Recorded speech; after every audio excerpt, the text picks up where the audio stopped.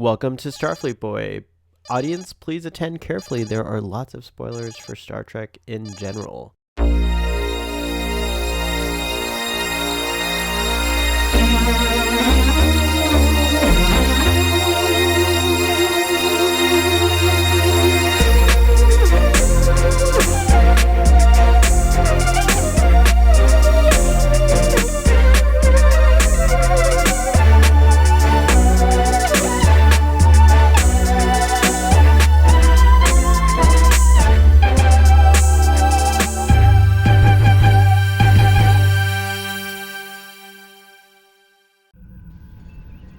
And we're back on another exciting episode of Starfleet Boy, where we have a casual and informal conversation about Star Trek.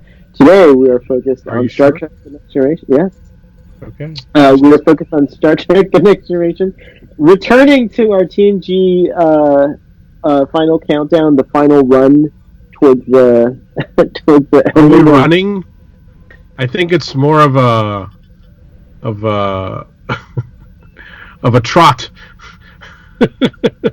What it is, it definitely is casual and informal. Is what it definitely. I'm in no hurry to finish. I don't want the game to end.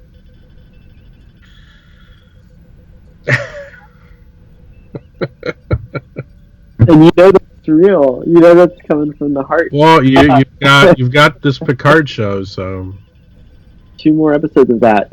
Which we're not going to talk too much about Picard. We're going to save that for another day. Tonight we're talking about Sub Rosa, episode 14 of season 7. I know it's in season 7. It's season 7, episode 14, Sub Rosa, and some consider it to be among the worst episodes. Yeah, I know. I including Gates McFadden herself, she kind of trashed it. I was surprised. What did you find? There's a video of her in 2012, and I think it's Austin, Texas, or maybe it's Atlanta, Georgia. One of the two. And she's on a panel with Troy, and she also known as Marina Sirtis. Also known.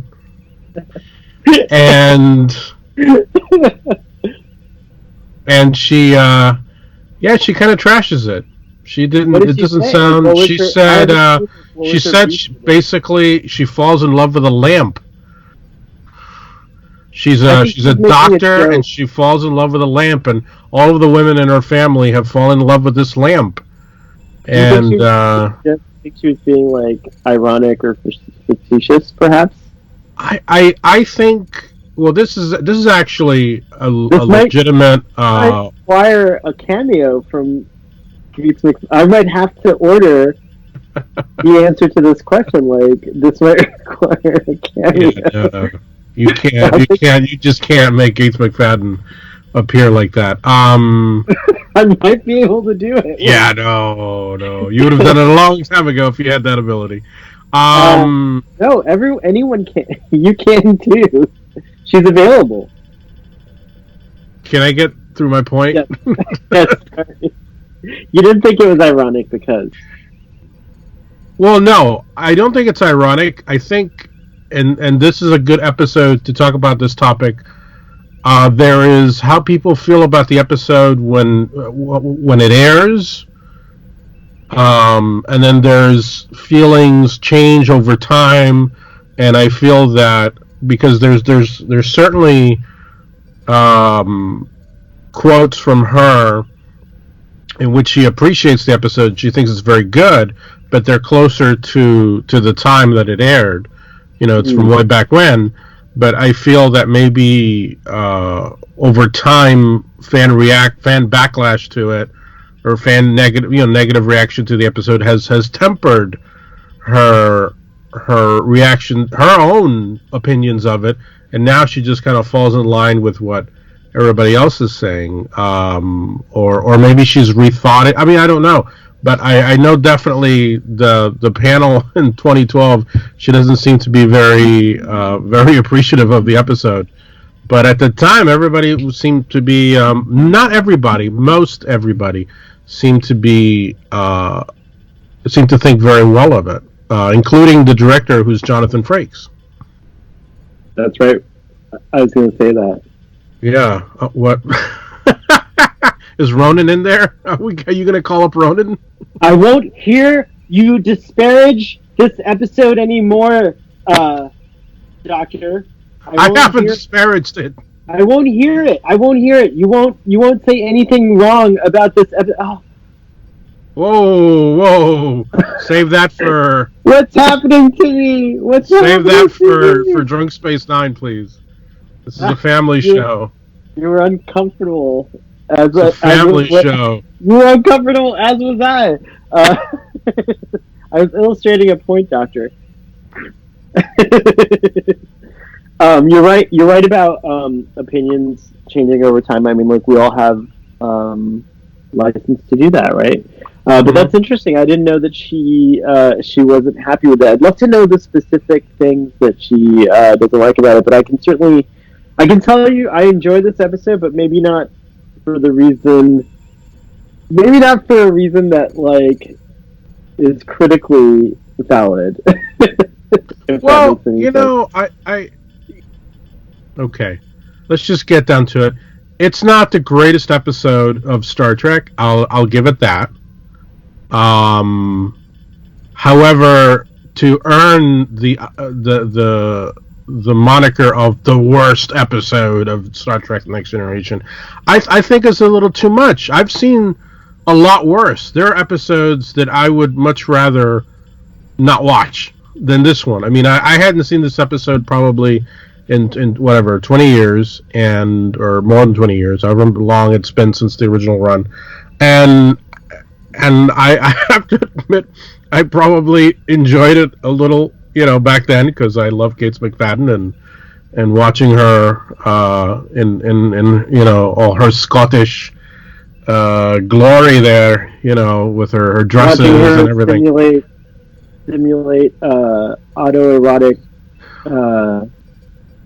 activities. Maybe. Did that have anything to do with it? Maybe. Okay. You know that moment where Picard walks in the cottage, and she's just there, and Picard is like, "Ooh." We totally went off. We can't do this to our audience. I think the full Picard was ready to come out there. That was great. That was a great thing. I actually have that in my notes. I just want to do a quick summary. Do we need to? Look, we're already started the discussion. Do we need the summary? Go ahead. No, I'm kidding. Go ahead. Of course we need members of the audience, and you How yourself, can we not have the summary? You yourself enjoy continuity. All right, so... Touche. And touche.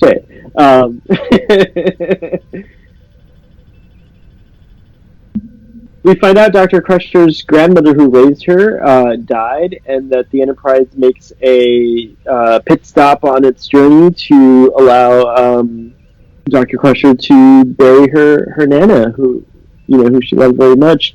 And we find out that her Nana lived on a colony called what was it called? Damn it, I don't remember the name. It's Caldor. Caldus 2. Caldus 2, thank you. So she lived in a colony called Caldus 2, which is basically a recreation of Scotland, but like on a planetary scale, apparently. Although they mentioned that there's deserts and things like that. I don't know. Maybe just this particular colony on the planet, this region of the planet, Caldus 2.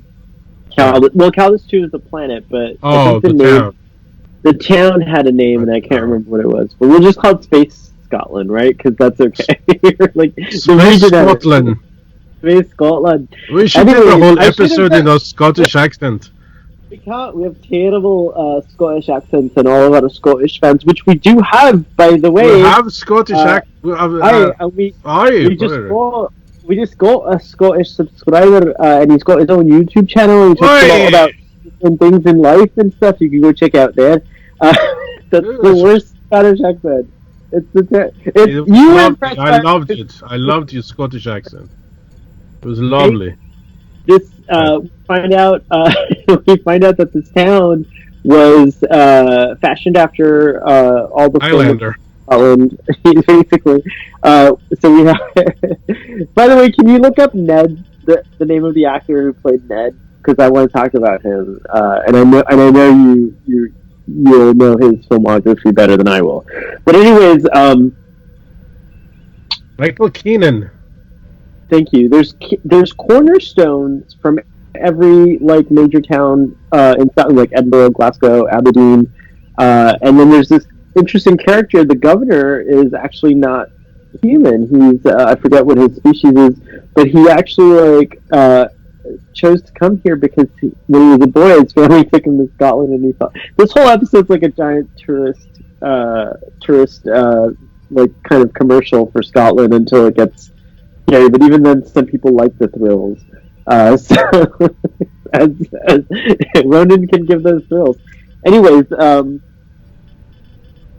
was I? So she buries her grandmother, and she sees a dashing young person kind of glance back at her when the processional is leaving the funeral, and she goes back to her grandmother, whose name is Felisa, her cottage, and starts to kind of like look at the things there, and she realizes that she doesn't really know what's been going on in her grandmother's life. She decides to go upstairs and maybe take a nap or whatever, and that's when Ned appears. Take a nap. Take a nap. Oh, Nana's journal is really hot. I'm gonna have to go upstairs and take a bath. Oh my.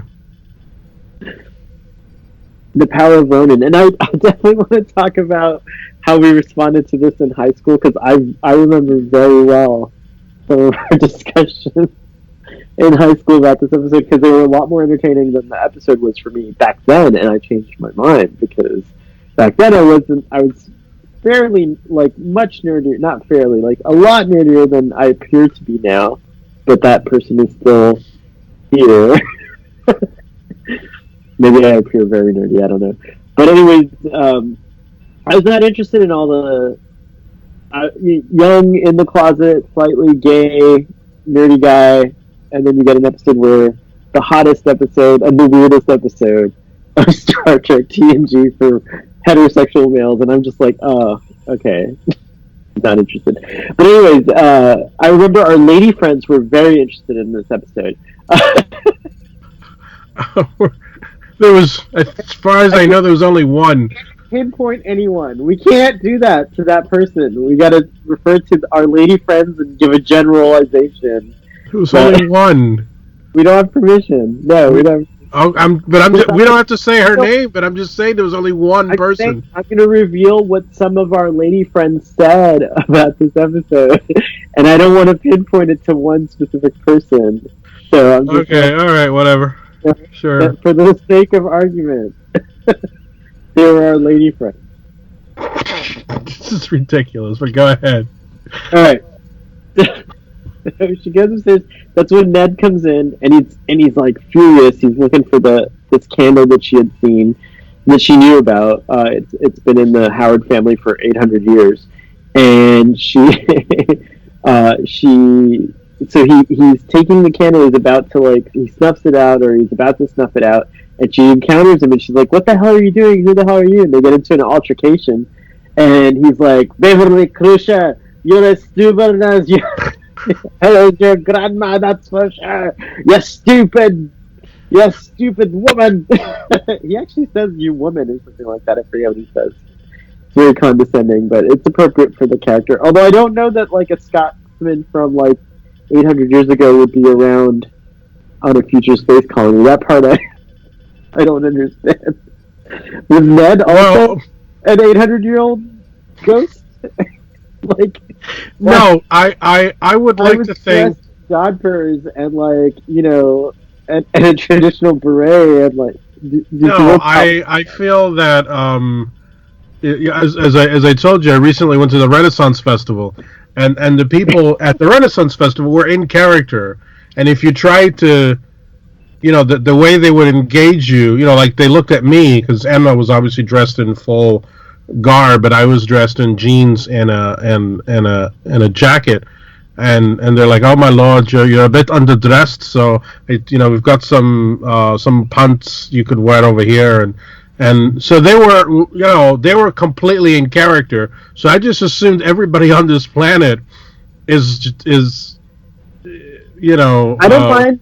I don't mind traditional styles coming back in style, but every other planet on TNG, no one's wearing people are wearing future versions of no, traditional outfits, and so it would have been. I thought that was a little weird. That like it really did feel like we were in like an 800-year-old representation, or not that's far, but definitely like maybe a 500 or 600 year well. in the past representation of Scotland, and that was okay if everyone's doing cosplay consciously, but like, and No, if, but I mean, saying like, but I think in the original show, remember they'd go to these planets and everyone's still wearing togas from the Roman era, and you have planets where well, people are they're all from the 1930s, yeah, but and this even is a though, college.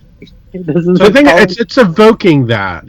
I guess so. Yeah. Well, I have to say, I did write in my notes that this episode evoked the original series for sure. Like that was Oh yeah, the original series vibe. So I'll give it that. yeah. We'll come back to that maybe Hmm. if I still have a problem with it.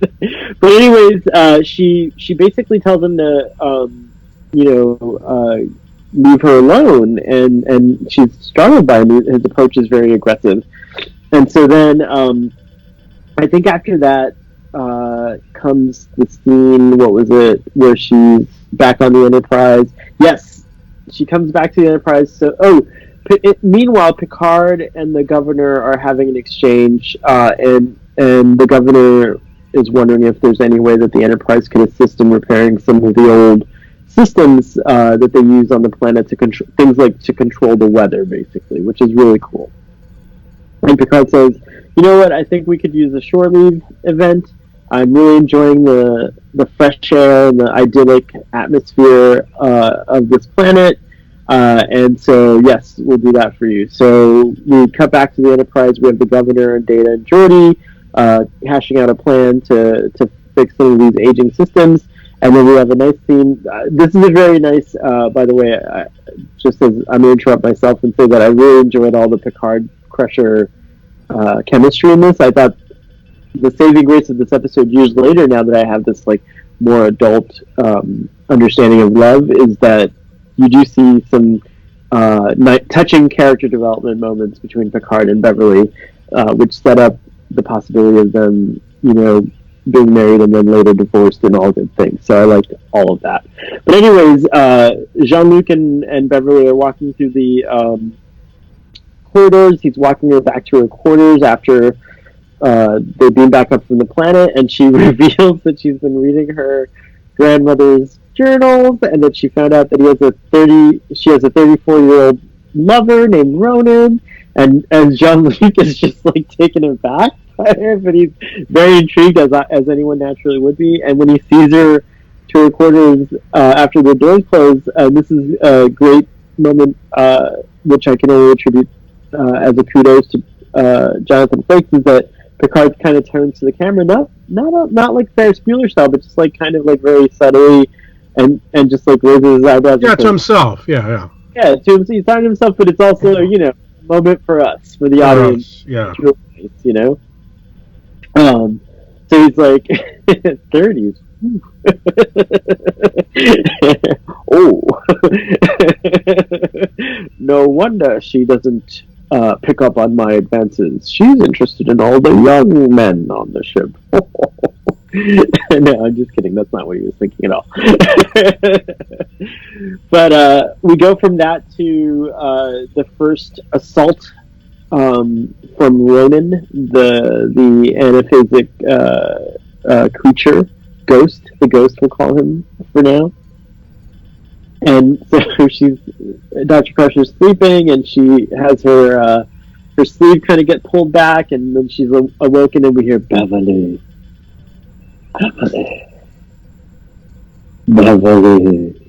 Can I? Beverly. Oh, Beverly. She then is in 10 forward with Counselor Troy, and Counselor Troy is doing some kind of paperwork. They're going over They're reviewing They're reviewing personnel files. personnel file. That's what they're always doing. By the way, having been in management, I have to say that that's 100% accurate for like any kind of like. I've never gone over personnel files. I would say that I've been a lieutenant commander. I mean, I know actually I've been all the way up to commander and knight captain in my various jobs, if that makes any sense. And there's a lot of reviewing personnel files for the higher ups, for the admirals. You know, the admirals are always asking for telemetry. It's all about, you know. Well, okay, I guess I have for the subs. I do a lot of There you go. See. But I usually just go on. Well, go ahead. I do personal interviews. I don't review files or anything. Jean-Luc, I want those personnel files on my fucking desk. Now, okay, in that scene, Crusher, because it's interesting, and I want to talk about this because you said in the first assault. Yes. Okay, but in the reaction the day after, does she acting like she was assaulted? No. However, as someone who has been assaulted sexually in my youth, I'm okay about talking about it. But I will say that like the person who did assault me at first seemed like they were flirting with me, or were just nice, you know, and it didn't happen till later. So it kind of mimics, I think, like that. I think the episode is blatantly going for a subcurrent of dealing with what it's like to be, you know, sexually assaulted. I think, right. But I could be taking it personally. I don't know. No, I think it's a very interesting episode in the whole Me Too, you know, atmosphere we're in right now. That's why I wanted to bring it up. But go ahead, continue. If I may kindly correct you, I don't think it's an atmosphere. I think it's a transition. It's life from now on. I don't think we'll ever go back to that idea that. I think the way that courtships and like the idea, you know, sexual dynamics and sexual power dynamics are completely different from when the Me Too movement began, and I don't think they're ever going to change back, except for in fantasy play, to the way that it was pre-Me Too, if that makes any sense. Well, and that's what I want to talk about is because this is definitely the story the roots are in fantasy. Obviously, it's taking a page from these Harlequin romances that, you know, if you go to any good bookstore, you'll find a whole section, and half of them have some half-clothed Highlander man. Well, that's why I say it's like this is fantasy. In fantasy, right? Well, okay. There's two. This is meta because we're talking about two different things. We're talking about the actual events in the episode and perhaps what subtext the writers might have included. But we're also talking about now in real life that there was a time when like men acted very forcefully without permission, and that was considered sexy, and it still might be considered sexy. But now the permission part is like a requirement. Like that's no longer like you can't just Ronan. You know, in the 80s when this came out, like Ronan's actions could have been controversial, or like not even controversial. They might have just been thought of as how a male acts, and they certainly. Well, no, I mean, I think obviously Ronan is meant to have been invading in a more literal sense in the episode. I mean, even back then. I mean, he's clearly not somebody. He's not a nice guy, and what he's doing is wrong. But what I just want to point out is beyond that, he's also an alien, and he's lived among humans long enough to know that it's not appropriate. And he still does this like methodology of his. He hasn't changed in 800 years the way he like woos a woman. You know, it's like you know, this alien is it's culpable. I think. Oh yeah, absolutely. So I think of it as an assault. Yeah. No, I know, and I just wanted to call attention to the word that you used. You know. But you're right. Dr. Crusher's talking about it in a very positive and pleasurable manner to Troy, but she also is talking about it much, I think, in the same way that you're like trying to figure out, like, well, she thinks it's a dream, and she thinks it's from herself. She doesn't realize at this point that, like, Ronan is, like, an entity of some kind, right? Right. So when she's talking to Troy about it, she can only feel like, oh, well, this must be what my subconscious is desiring right now, like, Right. So it can't be bad. Right. So at that point, she's like, because she doesn't think it's real. She doesn't think it's real, right? Right. So she thinks it's fantasy. Right. Why would That's you think there's any... exactly. That's what I want to point out. Okay, gotcha. Good point.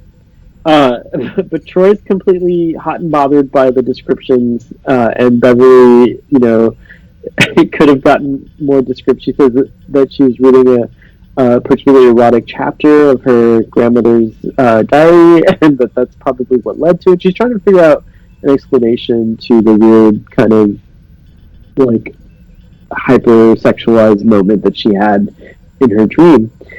And Troy's just, like, kind of delighted by it. And she says, read 2 chapters tonight. She's, like, all for it. She's like, again, on the surface, like, those kinds of dreams can be, very delightful. And then what happens? What happens next? I'm trying to remember. Oh, we go back to the graveyard and we encounter Ned again. And Dr. Crusher, I think she just wants to get back down to the planet and investigate more because something's up, and she certainly has a few days now where she can get her grandmother's affairs in order. I think that's what it was. And then, anyway, so she goes back to the grave site, and she sees Ned tending to her grandmother's grave, and I think that softens her to him. And so then she apologizes to him as well. She apologizes. They reintroduce. She was very harsh with him, and he kind of softens as well. But then he starts to warn her about the candle. The candle and Ronan. Show the candle. Wow. Oh, you don't have the candle anymore? Okay. Yeah, I'm just saying the prop has to come out every time. You're right. I do not want you getting. Do yourself a favor and blow out the candle. And do yourself a favor and never come back to this planet again. Tear the house down. Burn it to the ground. Yeah, that's the only thing that was missing from this episode was the house burning down. It's too bad they couldn't do that. It would have been great. That would have been great. So he basically says he's never going to set foot in the house ever again. Right. And she thinks, well, that's a bit much, but whatever. And now they're in the midst of all this. There's strange green electrical storms start occurring, and can we have the cue electrical storms? No, we can't do that effect. Oh, we can't do that? Okay, never mind. So then we go up to the Enterprise, and it's actually a really there we go. We got some green here. Okay, there we go. What's going on here? So there's a nice tracking shot of Data and Geordi. And they're trying to figure out what's going on, and then we go back to the planet, and Crusher runs back into the house, and we have Ronan once again reasserting himself, and now this is definitely an attack. This is beyond assault. This is a full. This is scary stuff here. What's going on? Because he's basically just kind of, throwing her all over the place. It's almost like the Invisible Man, the recent movie, where I don't know if you saw the recent one. He's able to. It kind of reminds me of like when you see someone, being given like a really powerful drug. Because she can hardly stay like upright. She's like very not to connect it too much. Because we got to remember that it's fantasy. But again, just to me, what it reminds me of seeing in other shows is like when you give someone like a date rape drug or something. Right? Yeah. There we go. Exactly. And so that's. I have to give kudos to Gates McFadden right here, because one thing I thought about is like, that's a very vulnerable place to put yourself as an actor. Whatever her, it's like, and it could work or it couldn't work. And some people find these scenes laughable, and other people find them very uncomfortable. You know what I mean? So for me, they're very uncomfortable because I get really into it. But I have to say it's because her performance, like, she really takes you in, and I feel like it's very vulnerable in that moment. So and I understand, like, the people who criticize this episode are always like, but I think it comes from being uncomfortable. Honestly, like, I think that's what it is. Is some people they're not realizing what's happening. Like, I think they really show, and I want to contrast this. Troy, we're always joking, oh, Troy gets attacked like every season, but I feel that in this episode, I feel the acting and the scenario and everything, the violation was more terrifying. I really found that scene to be very effective in that, she doesn't understand what's going on. It's like you said, she seemed almost like she's under the possession of some kind of strange drug. But what it is it's evoking some kind of paranormal possession that we read about in literature. Certainly even in mythology. When the gods come down and Zeus is a shower. Yeah. So golden shower. A golden shower. Yeah. Wow. So here we get green lightning. Right. But and the fact also is that this is happening in a setting that is more familiar to us, because all the other like when Troy is attacked, it's usually it's on the Enterprise and all this stuff. But I feel that there's an added intimacy because this seems more real to me, because it's not on board the Enterprise. This is inside. This is clearly inside a house that is more recognizable to the average viewer. It looks like a cottage that people could have great familiarity with. I mean, it seemed that whole sequence was really, really well done. There's a great shot where I think it's from the top of the stairs. I mean, we never see her go up the stairs, but if I'm not mistaken, isn't there a shot from the top of the stairs? So it's almost like she's gonna be taken up there, and God knows what's gonna happen. And then I think that's when we cut, right, to the next day. Oh my God. I've been recording on the wrong input the whole episode. Oh. How have you sounded? You sounded fine. Ugh. You mean none of this is all for naught? No. It's all been recording. It's just not the right input. But I just fixed it, so now I'll sound like a million times better. But Oh, okay. All right. We'll see what happens. It was Ronan. Fucking Ronan. Ronan does not want us to speak ill of him, but he's a right bastard. This whole time, I can't believe that's what's been happening. Sabotage. Anyways,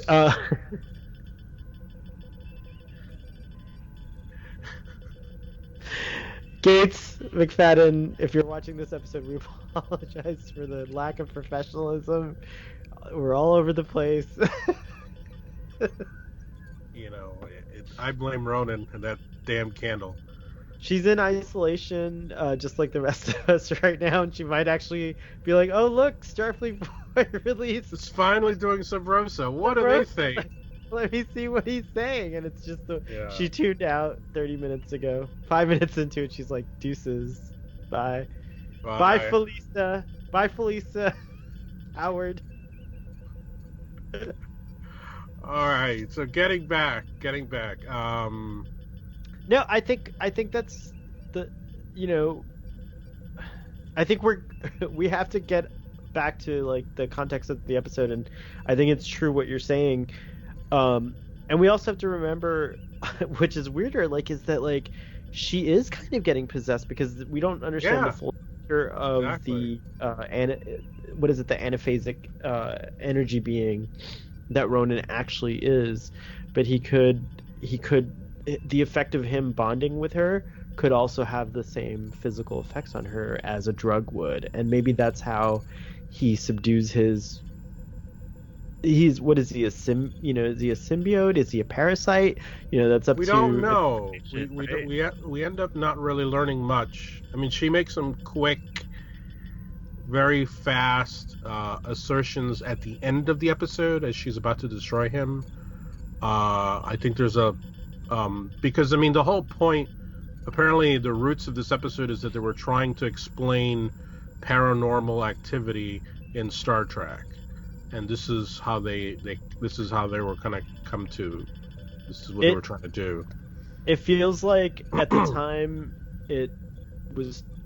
I think this is an episode that like 20, 30 years later reads better because we've seen so many of we've seen this trope redone so many times now after that we've had a chance to kind of sit with it. Because I think when it came out, it was very much like, was Ronan a ghost? What, like there was a question at the end of like, what was he? I think I believed in ghosts more when I was a kid, is what it is. And now you don't believe in them now? Well, there's always this like superstitious voice that like this could go on for hours if I open that door, but shall I close it? I'm gonna close it. Why don't you put a pin in? I like this thing that one of the new guests on Drunk Space Nine, his name is Evan Rosa, he likes to say, why don't we stick a pin in that? Because it doesn't have to be a door that we close, but maybe it's not for now. But what I will say is that like I think my superstitious beliefs now have a stronger layer of scientific conditioning, if you will, above them. So I do still have that layer is always there. I mean, like, when we're kids, if we really believe in ghosts, we're gonna keep believing in them we'll be triggered, in other words, by ghosts. But like, I would say that now, like, I would definitely be more like Dr. Crusher, where I would be like, okay, this thing that's causing stuff to fall in my home, or like causing that painting to float, is it actually a ghost, or is it Matthew McConaughey in the future trying to tell me how to create the gravitational equation that will save humanity? Wow. Okay. You enjoyed that. Wow. You enjoyed that. Yeah. You enjoyed that tie-in. What a reach. Damn. No, it was a tie-in. You enjoyed that. Come on. Wow, that was interesting. Wow. Well, they both have It's deeper than you thought, because Matthew McConaughey was also in a movie about isn't Jessica Chastain also a redhead? Yes. And okay. Matthew McConaughey could have played Ronan, first of all, and it would have been great. Although the actor who plays him is very... Do you know who the actor of Ronan is? No, who is that? He played Dracula in the Monster Squad. Yes. Which now, okay, I mean, I know we're only halfway through the summary, but I just want to say, because this is the part where we actually see Ronan. I mean, he appears in the mirror. She fixes the mirror, and then all of a sudden he's there. And that's a great moment there, a great jump. The suspense was really good. I haven't seen this episode in a few months, and I still got caught into all the suspense. You're right about that. Yeah, Jonathan Frakes did a great job. I think he really enjoyed... Jonathan Frakes, like, if I could have him direct every episode of every Star Trek episode ever, I would... No, we also want LeVar Burton to do it. We also... And we want Jonathan Frakes to go direct some Mandalorian, please. Yes. Have... Is he doing that?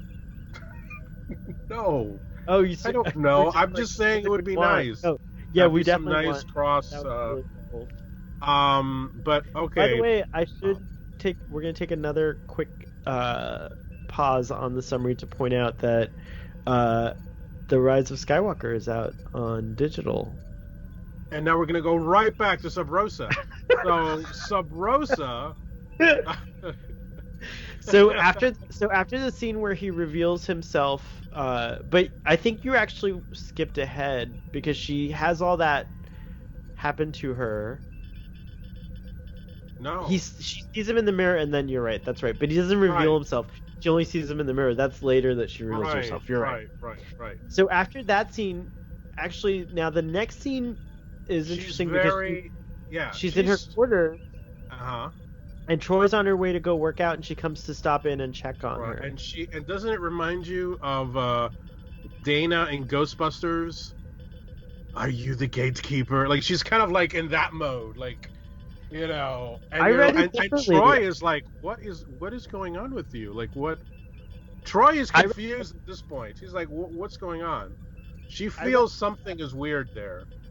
I think that's the thing, is Troy definitely senses the weirdness because Crusher is now, like, weirded out, too. Yeah.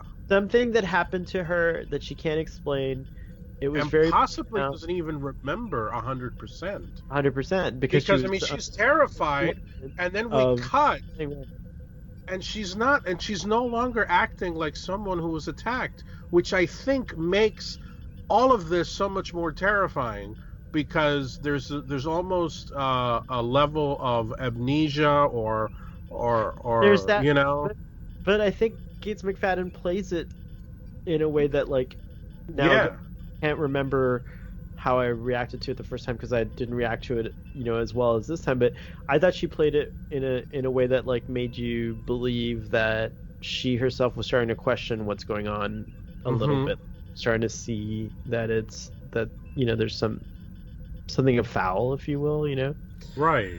But so that happens, and then we get what else happens? We learn that Ronan is 800 years old.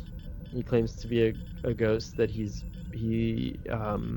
was born in 1647. He was a real person. He was married to her great grandmother. Lived with her until she died, and then he stayed with her daughter, which was very common in 800-year-old society. Apparently, no, but it has happened. There are parts of this episode, and I don't know what you think of this, but, like, I've seen a lot of foreign films, and it actually reminded me of a lot of foreign films that I've seen at this point.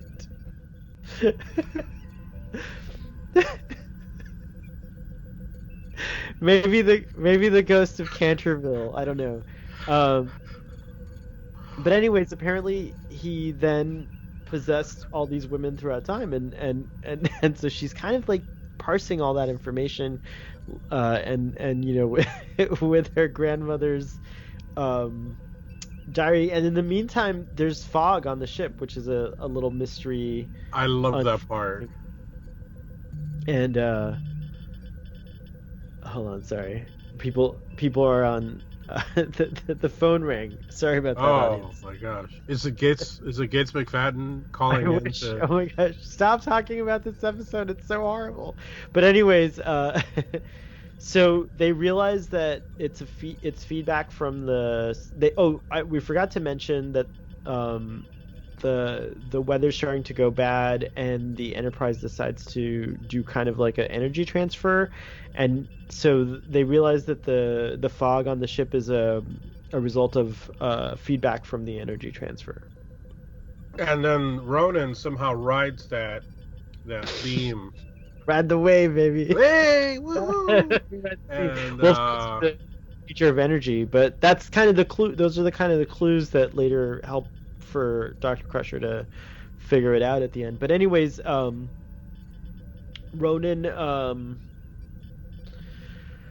So they realize that the problem is on the planet, and so they have to go.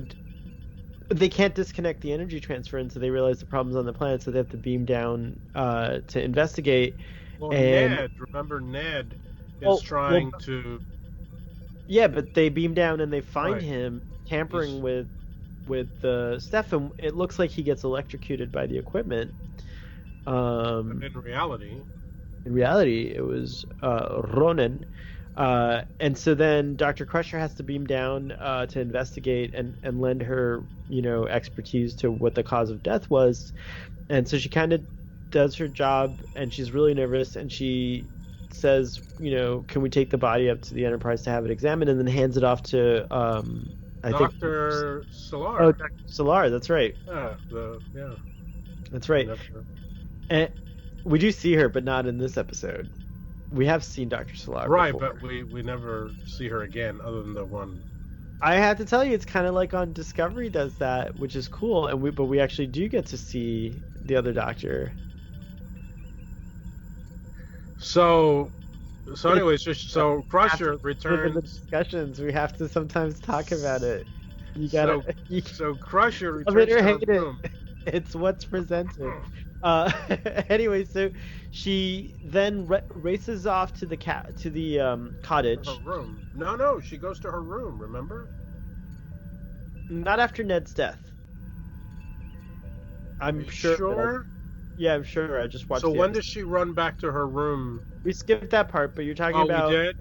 No, it comes after this. Actually. Oh, okay. Go ahead. It comes after this. So she runs into the cottage, and this time she's like more troubled. And this is where the idea of like Ronan, pumping her full of like chemicals or creating chemical reactions in her is kind of realistic, because she really looks like someone in withdrawal kind of when she's not like around him. But anyways, she goes back to the cottage and she like confronts Ronan, and basically he admits that yes, that he was responsible for Ned's death and that he had to die, and she gets really mad, and that's when she goes back to the Enterprise, I think. By the way, one of the notes I wrote was Corazón Salvaje.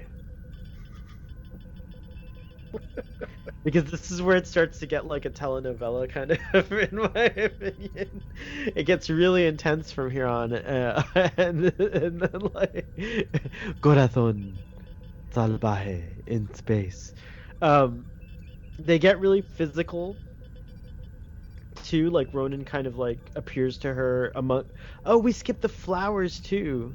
That it was creepy in the first time. Flowers, and there's a lot of stuff we've been skipping. We're doing a bad job at this summary, but ultimately, like Ronan seduces Dr. Crusher, and she can't really fight him.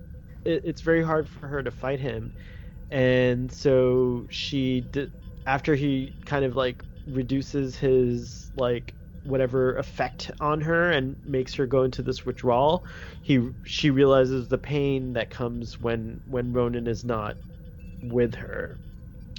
And so she decides to give up her life on the Enterprise and live out the rest of her days in her Nana's cabin, in her Nana's cottage with Ronan. And so she submits her resignation from Starfleet. Picard races to the transporter room and is like, no way. That's a great scene, by the way. That's a great scene.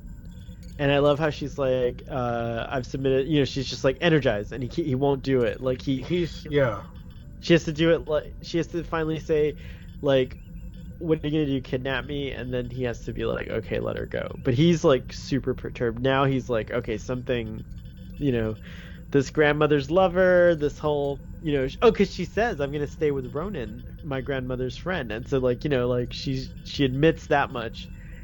And so Jean-Luc is just like, So anyways, she goes back down to the cottage, and then Ronan, continues his bond with her. And it does give her, at this point, she's given up kind of to it. She's kind of given into it.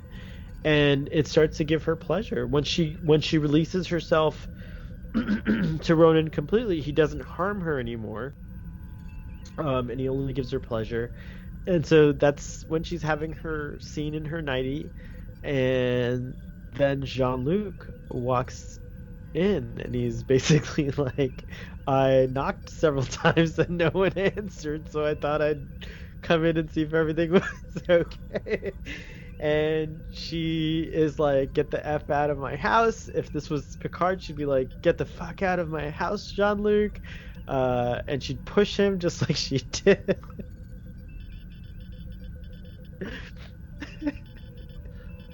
People are complaining that Jean-Luc gets pushed around too much, and he does. He's getting pushed around in TNG. He's been doing it. He's been. No, oh come on. I don't think he's being pushed around. By the way, I have a comment on that. Yeah, go ahead. We'll save that for the other discussion. I think he doesn't let. Well, I just want to say it, which is I think he doesn't let anything get in his way. He doesn't see emotional things like that as a hindrance, and I think this is being hit home in Picard because we're seeing him. He doesn't react. I would just like to say that's my observation. But anyways, he doesn't react here except for in a very tender and loving way, because he loves Beverly, and he's like, I really want the old Beverly back. And this beautiful scene. I thought again, this was the kind of the juxtaposition of kind of like some of the things that don't work really well with the things that work really well in this episode. And I thought this was one of the things that was very heartwarming and like touching in a way, because let's just use the addiction metaphor. Like, here's Jean-Luc like coming to her hovel of sex, like her den of sex and depravity, sex and drugs and rock and roll. rock and roll. Yeah. Or and Scottish jigs, if there's such a thing, Scottish reels, and he's there to rescue her, and he does it brilliantly.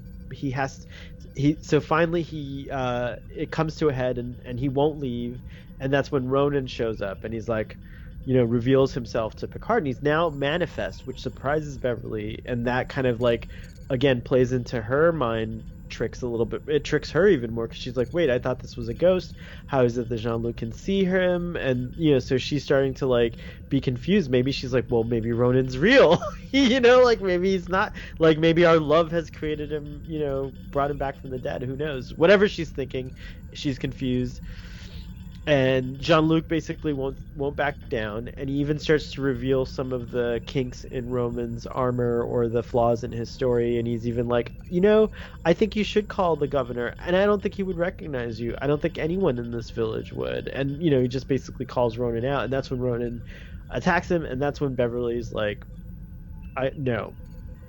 she draws the line at Jean-Luc. Well, it's difficult for her. It's a very good performance because Ronan runs off because there's something to do with why does he run off? There's something to do with he runs off because the energy transfer is gonna it's gonna like stop him from being able to like take over the Enterprise and do all his mischief and stuff like that. So he runs off to do that. Picard is on the ground. And Crusher is almost there. It's a slow hesitancy, but eventually in her physical performance, you can see her regaining her independence and her obvious love for great word, Jean-Luc. Independence. It's like she's letting go of this dependency. Right. Yeah, this dependency on exactly. Very good. And I think she reasserts her independence and saves Picard, and that's allowing her to finally break through this haze of whatever this ghost is, and then she runs after it, right? Right, and so she realizes that because one thing we didn't talk about was before Ronan attacked her, the Data or someone contacts him and says that the source of the anomalous energy reading is in the graveyard. Is the graveyard. So yes, that's why Ronan runs off. Anyways, so Beverly runs to the graveyard, and there she's confronting Ronan, and he actually goes storming, right? Yeah, and so he actually very gothic. It's very gothic. You love you've been reading so much of this gothic. Into Picard, and now here, yes, exactly. Thank you for tying it in for me. I love that. That's what I'm here for. No, it's good. No, you're here for a lot more than that, Doctor. God damn it, we miss you. I had to initiate the reserve activation the reserve activation clause to get the Doctor. You were missed on YouTube. That someone commented that they love you the most, and that they missed you. And I screwed up the audio. God damn it! It's alright. Gosh darn it! So we're here. And this is when Ronan's pulling out all the stops. He electrocutes. I think was it Geordi and who else was down there? Was it Geordi and Data are digging up the grandmother. And the grandmother actually comes up. Right. You know, her that eyes. was really great. That was great. The performer, the grandmother, looked very haggard but beautiful, but also scary. The lighting was really good in that scene, and like she did look like a cadaver reanimated. It was really kind of scary, and it worked. It reminded me of Doctor Who episode with Charles Dickens. Wow, that was a long time ago. But do you remember how the mm-hmm. cadavers were animated? I thought that.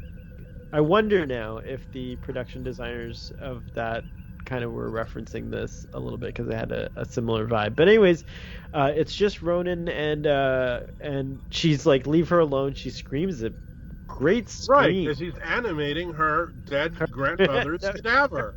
That is really that's a line that should not be crossed. There's a line, and he crossed it. You know? Ronan doesn't know his boundaries at all. We know this from clearly But so he remanifests himself, and then she basically tells him the jig's up. I figured you out. I know what you are, and you're not going to take advantage. You've been taking advantage of my family for generations. And he keeps insisting that he loved every one of the hosts, if you will, of his or the his lovers, let's just say. Now let me ask you, do you think, obviously we know very little about this being, and we have experienced aliens who obviously don't understand their actions upon us, but in their eyes they are performing something genuine. It just harms us, and they don't understand that. Do you think he really did love all those women? I will just say this, Grandma Howard lived very happily and a long life. I think that, under the right circumstance, I think Beverly was a different situation because he was desperate, because he had no more. What had been happening before was there was kind of an initiation that didn't occur with Beverly, I think. So this is something that they go over in the episode earlier, where Troy remarks about her grandmother's green eyes, and she's like, every Howard woman has had those green eyes except for my mother and me. And we see later when she becomes fully possessed by Ronan, her eyes turn green. So I think that throughout 800 years, there's been this kind of more. I think he was more polite, if you will, in the relationship in the past, where he probably presented himself as a genuine lover and a suitor, and genuinely did have those feelings when he manifested himself in the form of Ronan. But when he was just an energy being, it's hard for me to understand what that would be like. But it's a funny thing. But I do think that Ronan was telling the truth, that he loved these women. But I'd also think that he knew that what he was doing was not correct. And I think that his time was up, which is another movement. Time's up. Anyways. There we go. To tie it back into Time's movement. Up, Ronan. Time's up, Ronan, and it's true. I do think so. I think he wanted to love Beverly, but I think he was desperate. He no longer had he was running out of time. The candle can only sustain him so much. He needs to be bonded physically with a host, and there was something genetically unique about. Remember at the very end, she said, there was a genetic reason why he was targeting Howard women. Oh, that's interesting. It would be interesting even more interesting because clearly Wesley has some. So there is something about the Howard / Crushers that is a little spacey wacy, for lack of a better word. Dr. Crusher has an intuition when she's in the bubble universe about what's happening, which is really interesting. And she's kind of and the fact that a bubble universe manifests around her is very interesting as well. And Wesley, certainly with his abilities that manifest through the interactions with the Traveler, and like, so there's something going on. And so yeah, I believe that the Howards are mutants. Like, and there might be something, maybe, this is something we may never get, but should we have done our Star Trek Past Due, and if we were as clever as we are now back then, we could have tied this in somehow. And given we were clever. We were clever by half.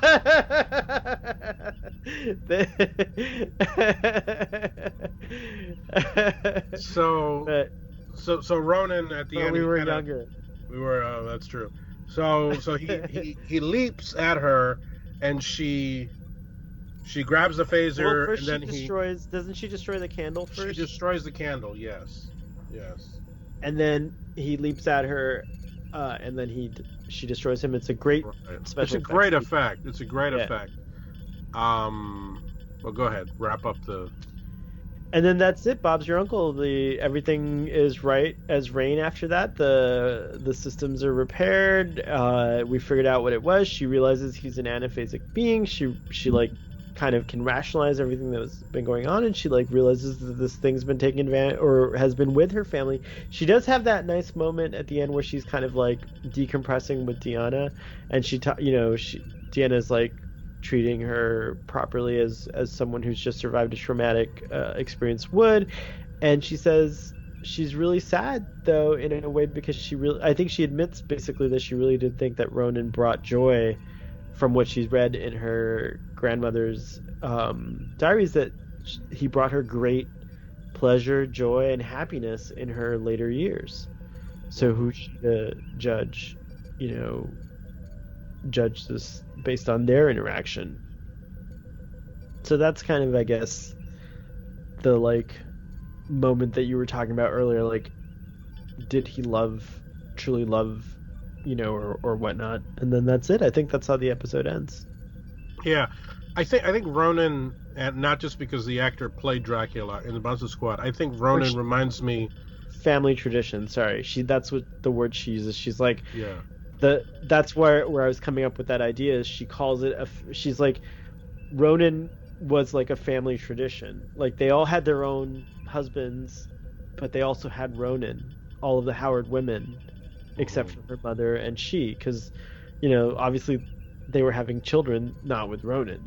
So all of these Howard women for 800 years have had this like ghostly, otherworldly, what we should say is otherworldly lover. and right.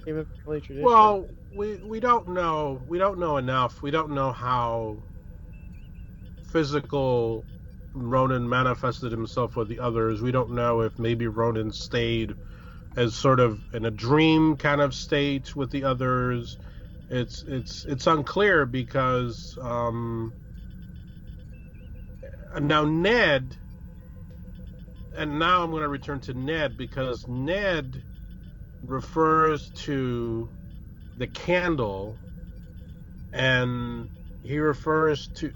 See, I don't think... Do you think Ned actually ever saw Ronan? No, right? I don't remember if that's clear in this episode. I don't think he actually sees Ned. I think what he saw was perhaps...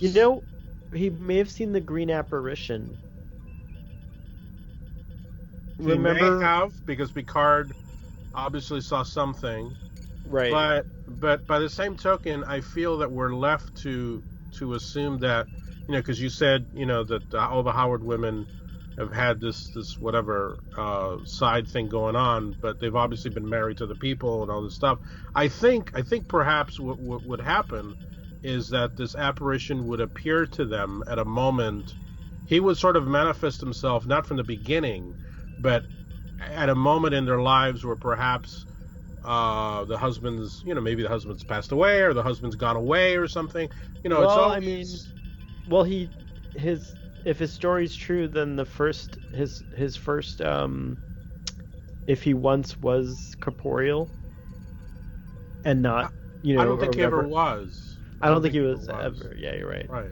I mean, but he never fathered children. I mean, But he may some of the Howard women he may have been imaginary friends to when they were children and later become like he's been preying on. It depends on the circumstances, like he could there have been different circumstances, I think, over time.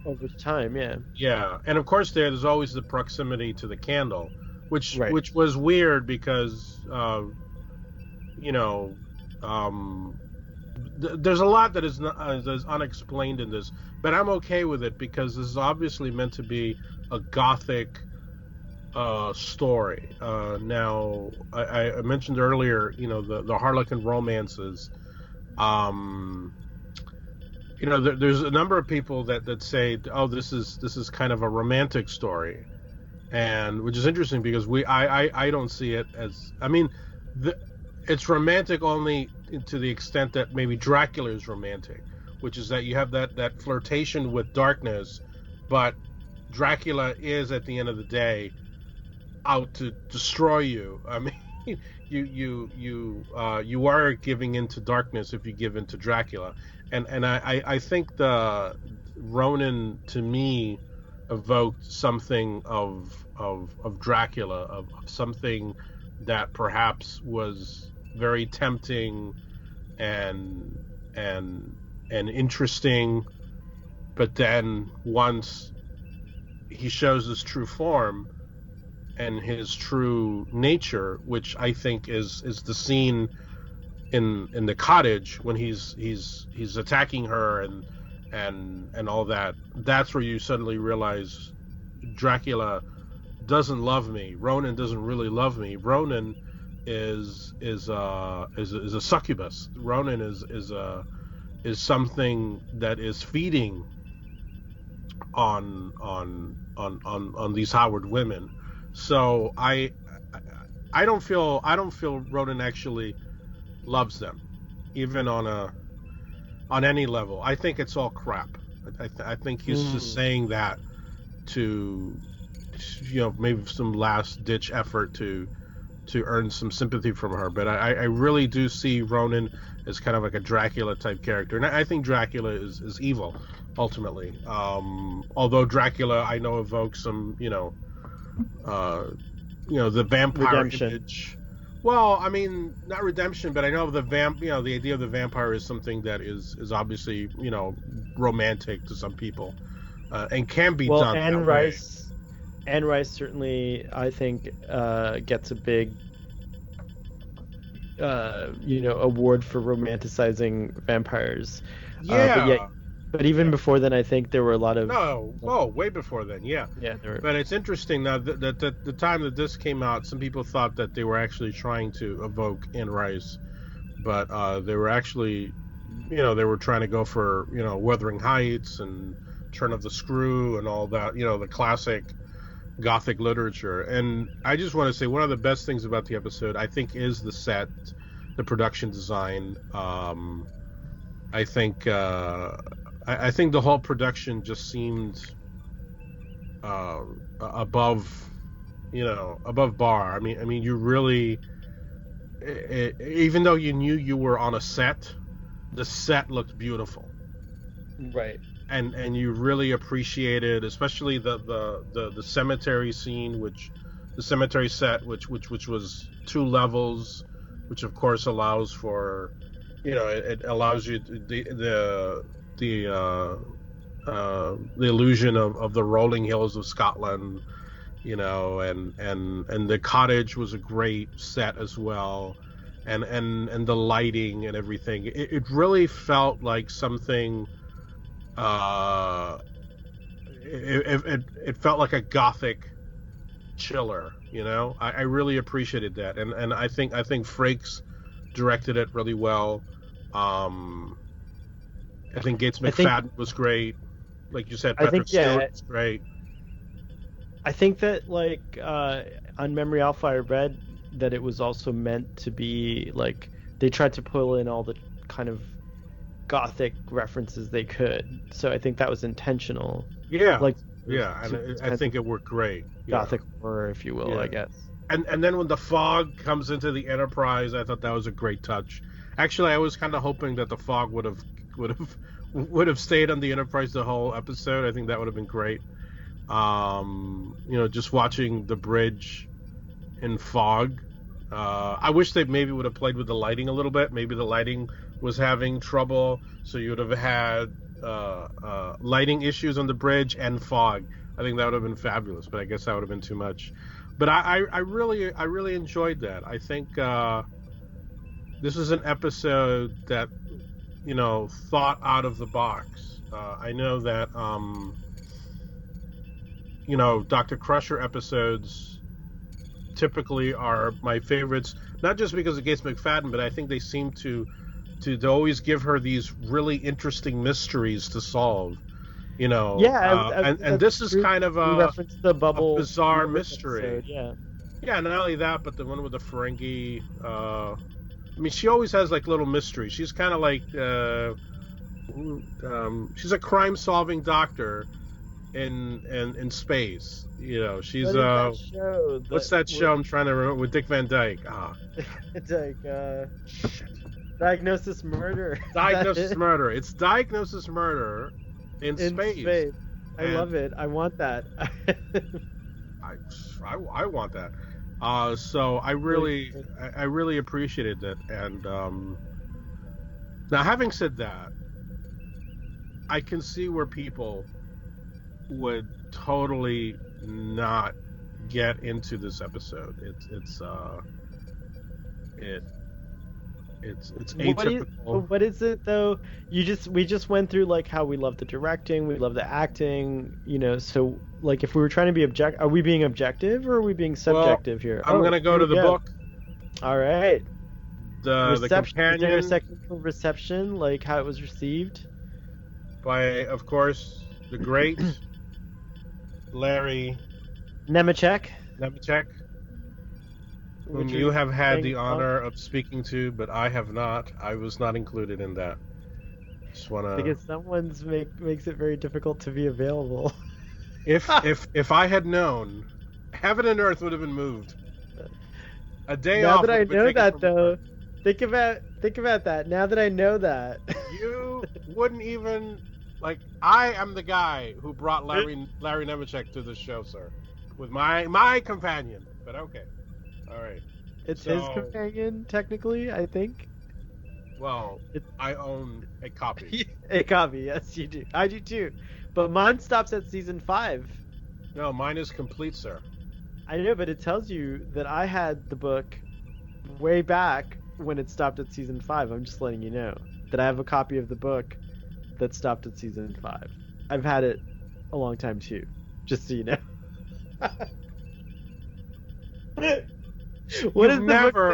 You've never brought on the show. I was the first one to bring the book on the show. You do get the credit for that. Thank you, sir. So, by the way, that's because the show started in Seattle and my book was here in Miami, so bad Starfleet boy.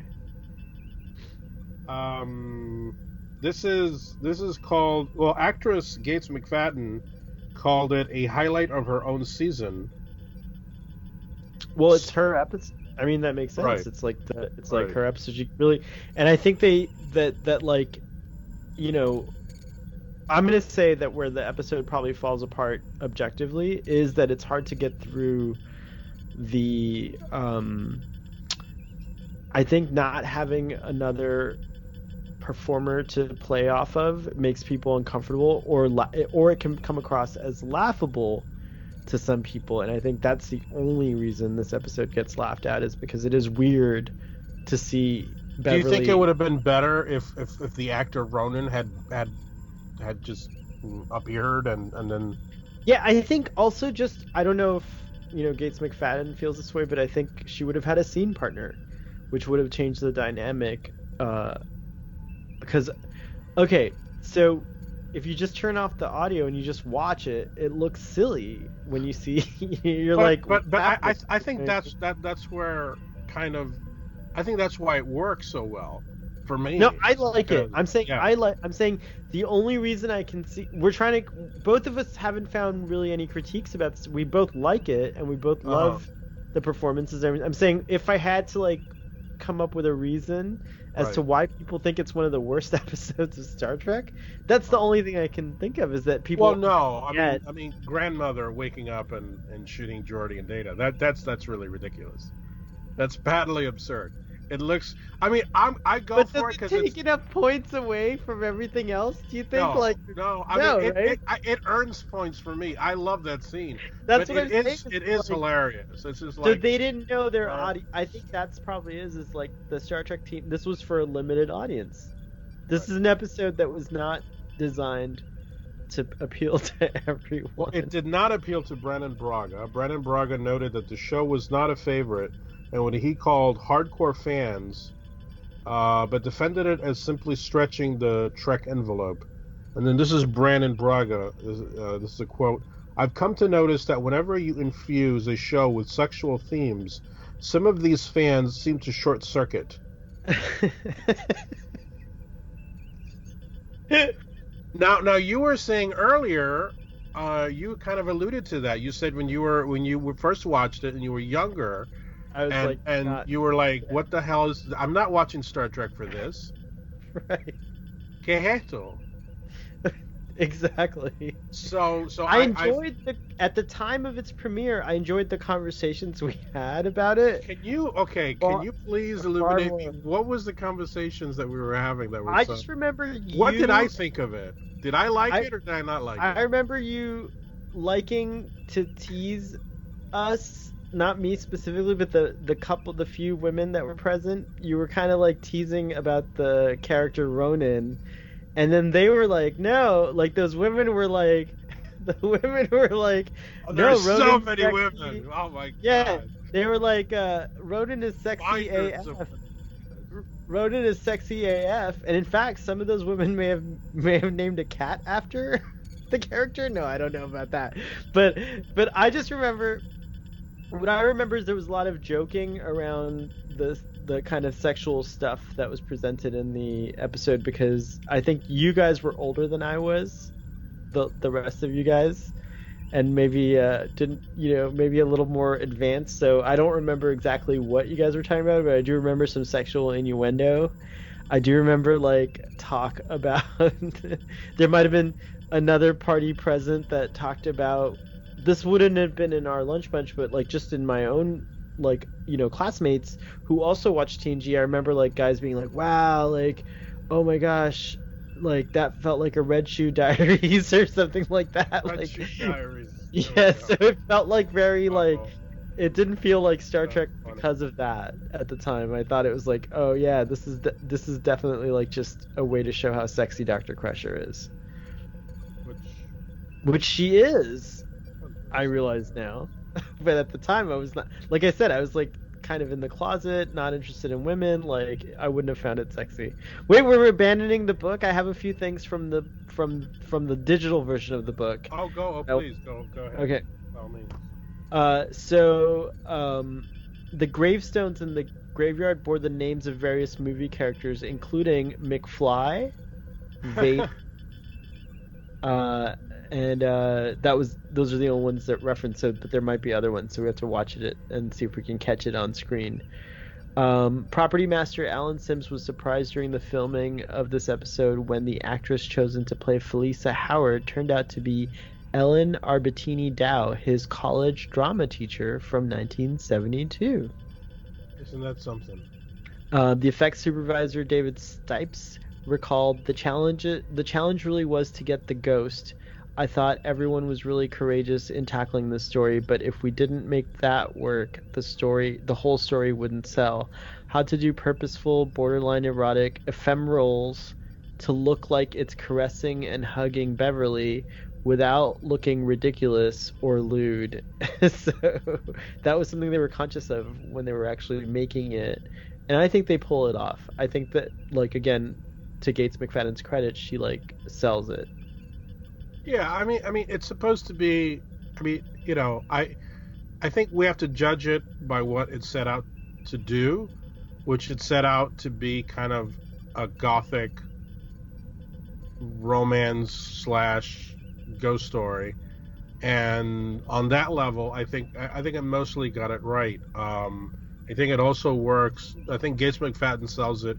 I think her performance is definitely goes into the realm of I mean, once Ronan possesses her, there was that scene where she's in her quarters and she's waiting for him to appear, and her, I've never seen Dr. Crusher act that way Or ever. yeah, you're right. When she's I mean, that's definitely a junkie waiting for the hit.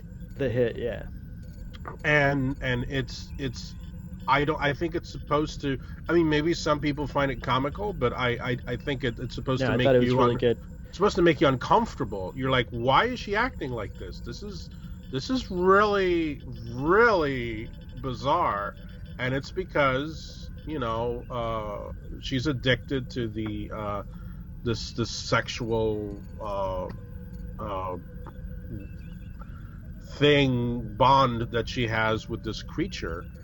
Like I said, I think this episode maybe ages better because now we've seen the drug in the 80s, well, the 90s, 93 when this came out, the war on drugs was out, and there was a lot of propaganda, and like there was a lot of imagery of what drug abuse was like. And I remember feeling like definitely like a lot of shows like either took it really seriously, but it's like comedy shows were addressing drug problems, like it's like you broke the fantasy to get into it. Star Trek had already broached drugs in season 2 or whatever it was with the planet of addicted, they thought it was medicine, remember, like they needed the medicine, otherwise they wouldn't survive or whatever. And so here I definitely took that seriously, but I definitely didn't read into any of that when it came out. Like, to me, none of that was present in my consciousness. So to me, it just felt like,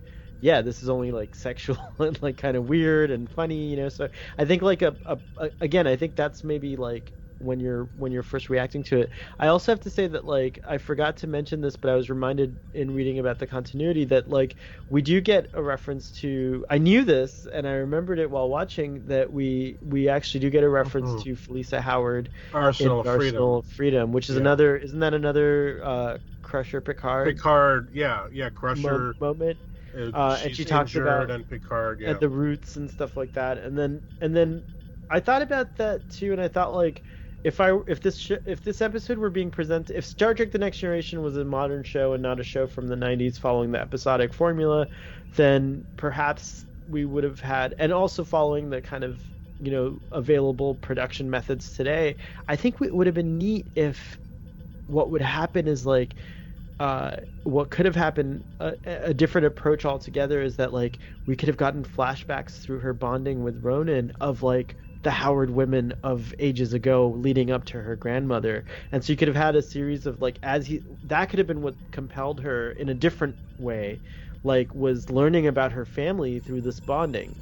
So if you didn't want to do it in a sexual manner, like, and make that like an understatement, and make the overstatement like some exploring what the bond means other than just like your physical thing, and like I think it would have been neat to like go deeper into that, and maybe she gets memories that could be turning her on as well, like she's getting memories of like 800-year-old Howard woman, and perhaps like that's this like this thing about the gene. It's like, we all have race memory and we all have this like cellular memory, right? Well, Ronan's been a part of her family's cellular memory throughout history as well, so that could have been like something that the bonding activates, and so she's able to like kind of harness this thing. So I thought that's a missed opportunity, I guess, of this episode, but that's just me.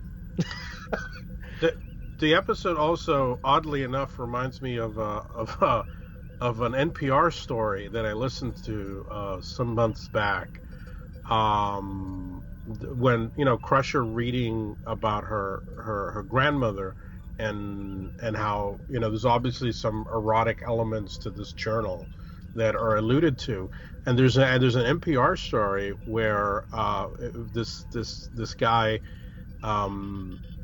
was trying to get his elderly mother to read on an e-reader.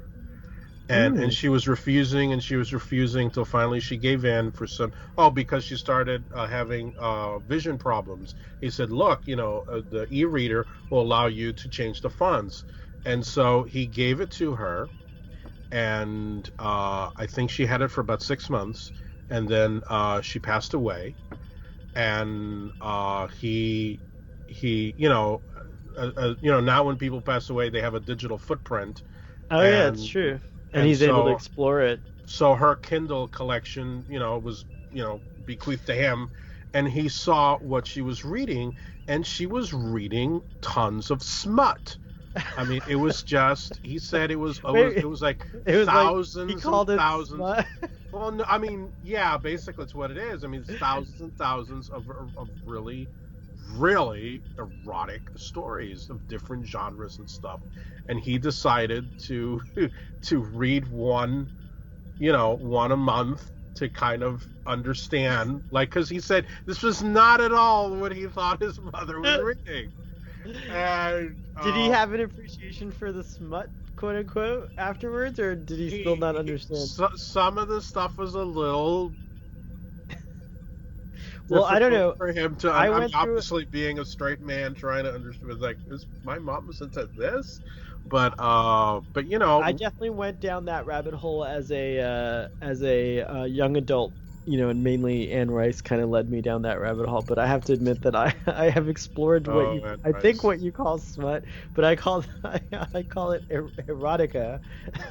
We can call it that too, but yeah. When I was first awakening as a homosexual and I didn't know quite the language to use, I would say that like the erotica I read helped me to figure it out. So I mean, there could be a real. There's a role for that kind of fiction. And when you're older and you can't get a lover, and sometimes you got to get your thrills, and Ronan, those right, that's what exactly represents. It's like exactly those novels, those books, that part of our society. I'd like to shine a little spotlight. Recently in the news, you may have heard that Steven Spielberg's daughter has decided to go into the porn industry. She's gonna run. Look at your face.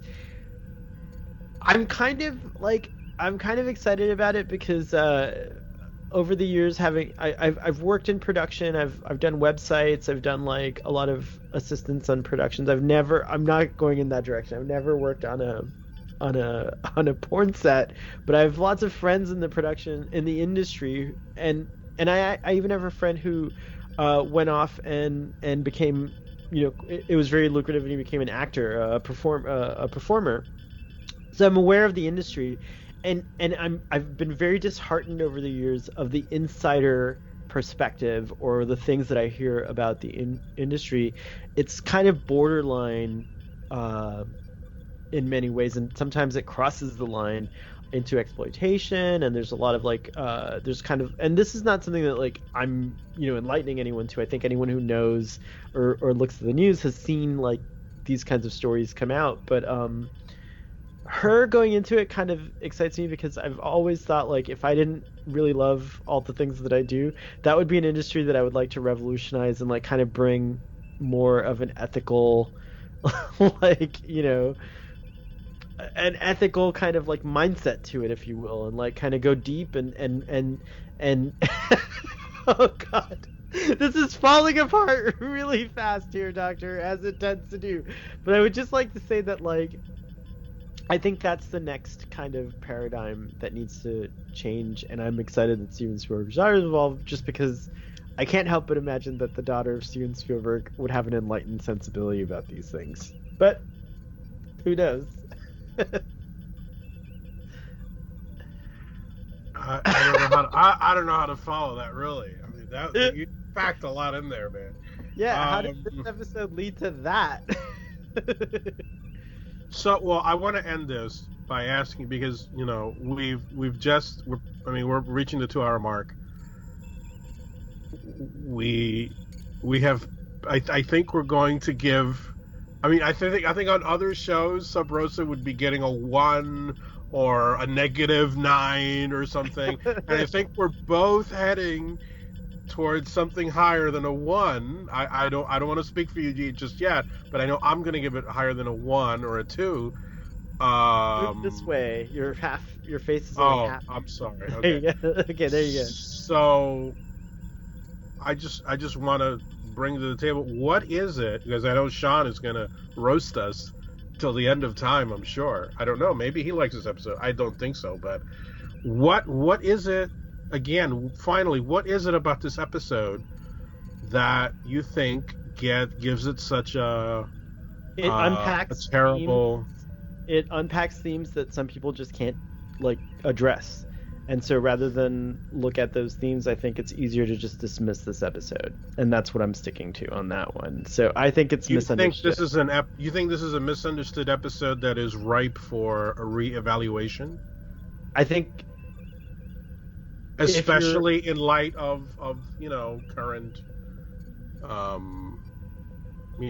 I think that maybe this episode, so twofold answer. One, it's misunderstood. Two, it's aged really well. Meaning there's themes here which were not intentional 20 years ago. Maybe they were, I don't think so, that resonate with modern sensibilities. And I think that an episode, like we talked about in the beginning, can change over time as it ages, as it turns into something different. Just like the episode with the genderless or non-binary race that Riker, that was originally meant to highlight a homosexual relationship, and even Jonathan Frakes had said it would have been more impactful if if a male performer had played the role of that character. But now today it means something different, because when the episode came out, non-binary wasn't even a thing that was in the common or in the mainstream mindset. But now it's a different episode altogether. And actually, I think I remember in our discussion we might have talked about that. But so I think this episode has a similar thing going on. Mm-hmm. But aside from that, I think that if you were able to rewatch this episode and watch it for the performances and the story and the potential of what it means to the characters, and just even how I pointed out earlier, how it continues this romantic kind of relationship between Beverly and Jean-Luc. When you look at it from that angle, I think it's kind of a brilliant episode, because it continues as a completionist of TNG, it has a whole different meaning in and of itself than it did when it aired. So it's a complex episode for me, I feel. I'm not going to give it a 10. I'll let you know that. I'll go ahead and give my rating. I hope not. No, because I can't. I really, because it's not Star Trek Picard. Wow. Oh, I'm sorry. But no. I mean, because I know we're this is going to be immortalized on the internet, and I feel we need to. Right now. I mean, we're gonna get comments.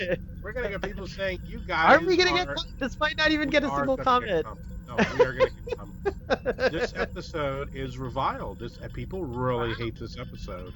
I've gone online. I'm gonna lay it out here. For the reasons we've talked about in this discussion, both positives and negatives, both opportunities and missed opportunities, I give this episode a 7. I'm gonna go slightly lower than you. 6. I'm gonna give it a 6. I'm gonna give it a 6. I mean, granted, they're just to talk a little bit about the negatives. I think we did discuss them, but I mean, there are some moments that can kind of break you out of the. I mean, it depends on how you approach the episode, but obviously the grandmother waking up and all that might be too much for some viewers. The idea that the planet is basically Scotland, but old Scotland. Old Scotland, and Ned is. Why Ned?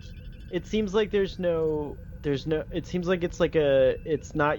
I don't think it's even the Industrial Revolution has even happened. No. It's kind of like it's a fantasy. This is the part of Star Trek: The Next Generation which I think is fixed in Star Trek Picard, and a lot of people are having a hard time with it. Is that like, if this planet were in Star Trek Picard, people would definitely not. It would not be like set in like 1800s Scotland.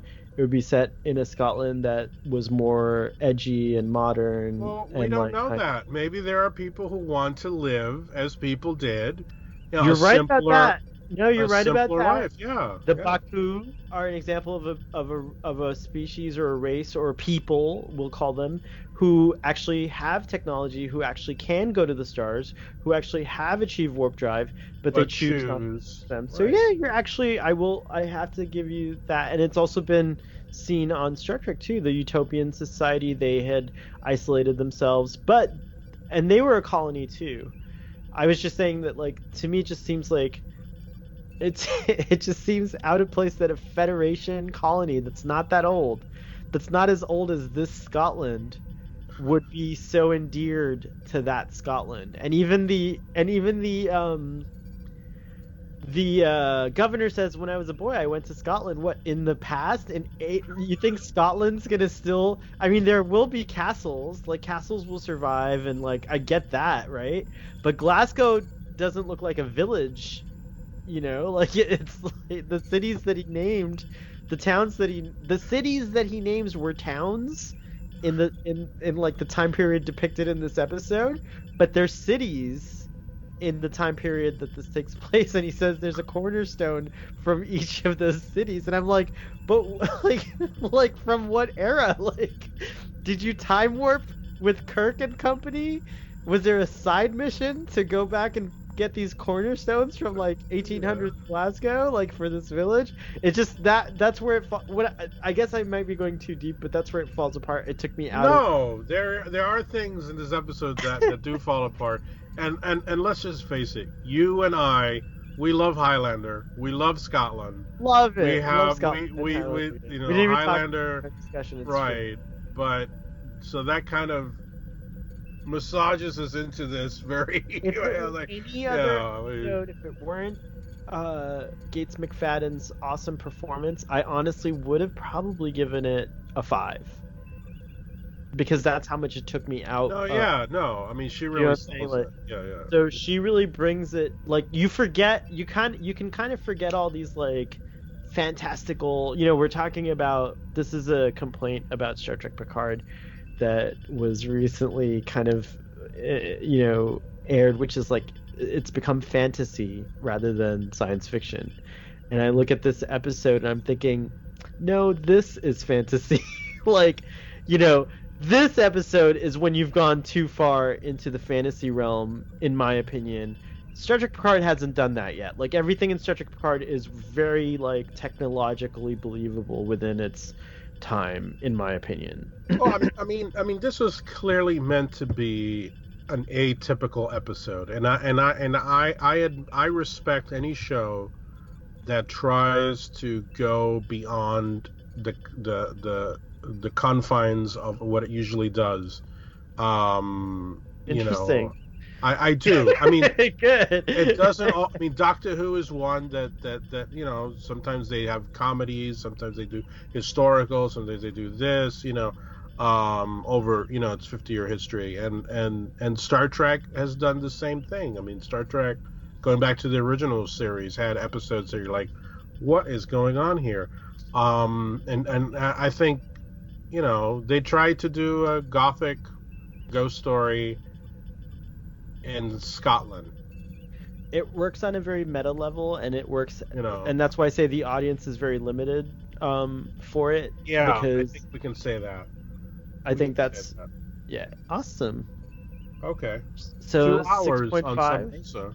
Wow. Hey, it deserved it. I think this is an episode that, whether you love it or hate it, is iconic for that. Mostly for the hatred. So I'm glad we were able to put perhaps a different spin on this, or maybe raise some questions, or at the very least, generate a little blood pressure. I don't know.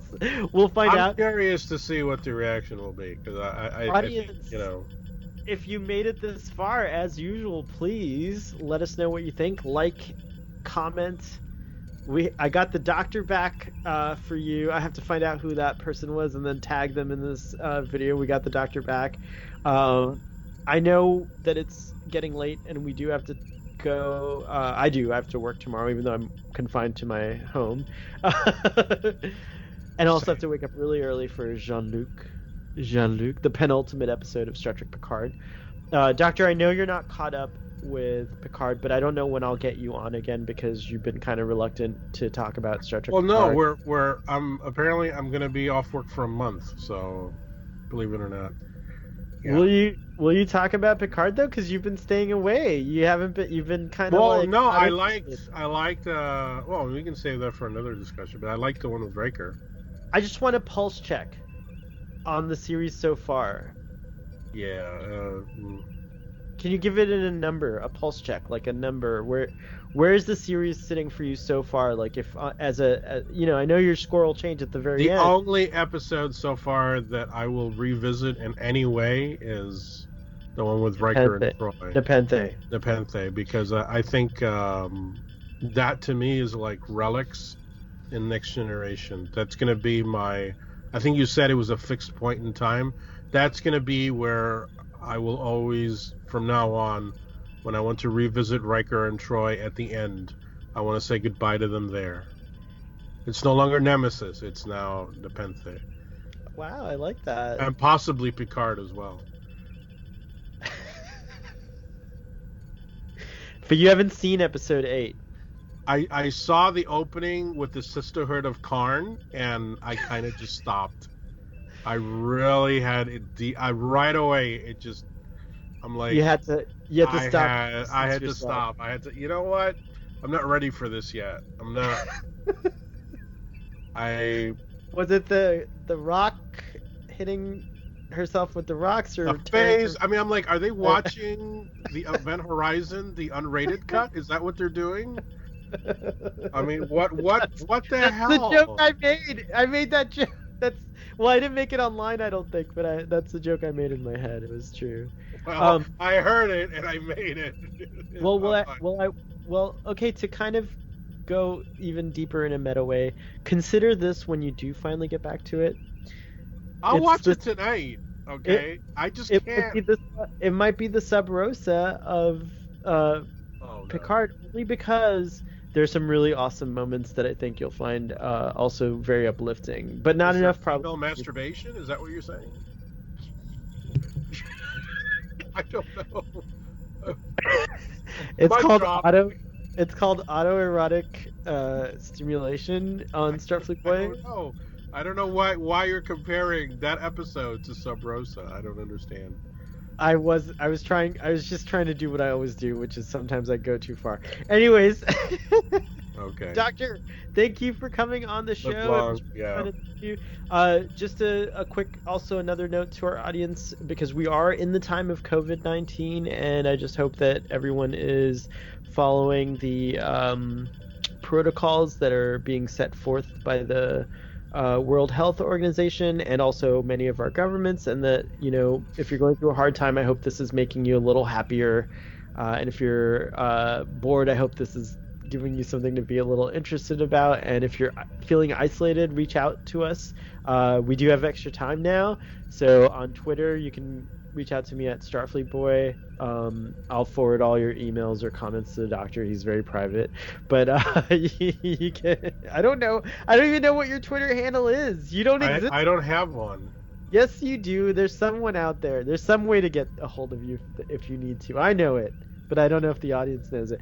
But anyway, not on Twitter, I'll tell you that much. On Twitter, but just reach out. I'd love to. I always want to hear from the audience, but especially now, if you're feeling a little lonely and you want to talk, reach out, because I'm here for you, and I want to be here for you. So, on that note, live long and prosper, and Jolon True, as is the new custom on Starfleet Boy, and we'll see you next time.